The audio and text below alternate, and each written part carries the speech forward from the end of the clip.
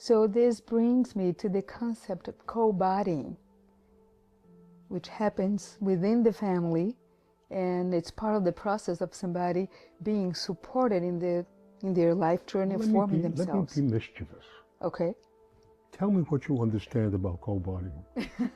You're being really mischievous. What I understand is that in the personal interactions between people, when one is growing up, one has the experience of being supported by other people, older people in the community. And through imitation and somatic learning, one develops one's own way of being in the world. Okay, that's not a bad understanding at all, but I would enlarge on that by telling you co-bodying is an absolute principle of organisms developing. Mm-hmm. No organism comes into the world ready-made. Mm-hmm. They develop. Mm-hmm. There is an absolute connection to others which are building a body. Mm-hmm. It's as much as the child in the relationship with its mother is bodying itself.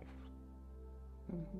But it's also bodying the development of the mother and taking the mother through developmental stages. Mm-hmm.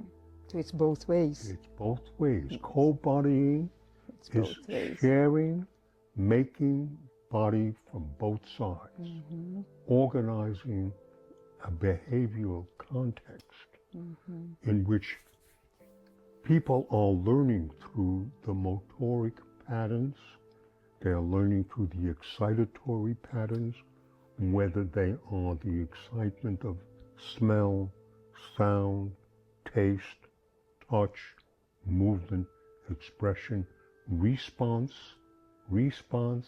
and support, response and development, response and connection and repeating.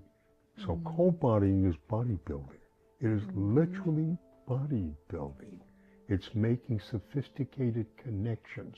It's making use of the organism, mm-hmm. making connections inside itself mm-hmm. that keep expanding over and over again, so that the body is growing connections, and the body is growing connections in its cortex, and the cortex is growing connections in itself, and the cortex is growing connections into the body.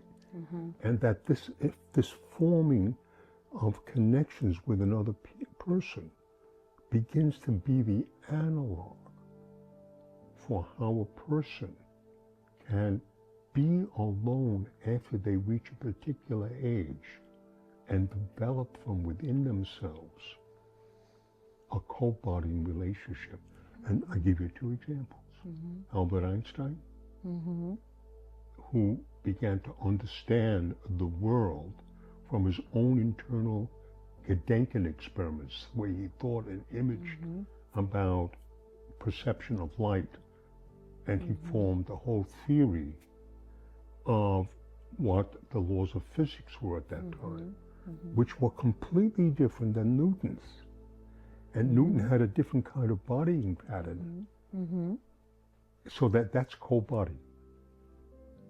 And that Newton's and Einstein's relationship to learning and being bodied in the world of physics and mathematics, right, then allowed him to co-body himself in the world of relativity. He had an extraordinary trust in his own imagination. But yes. And that's a development also, right?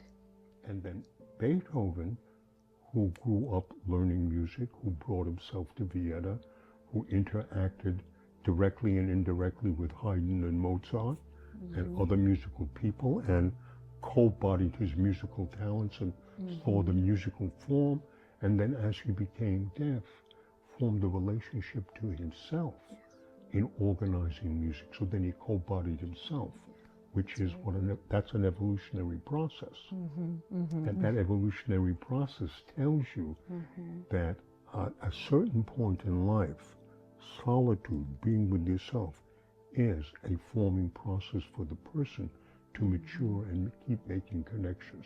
So co-bodying tells you the relationship between two bodies making a whole series of connections that make motor patterns available.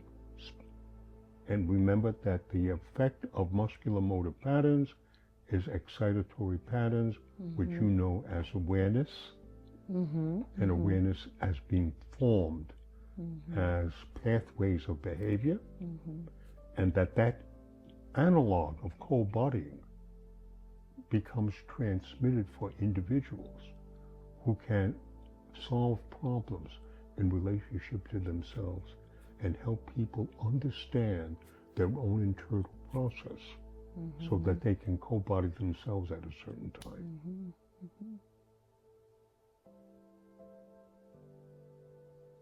That's good. Are we finished?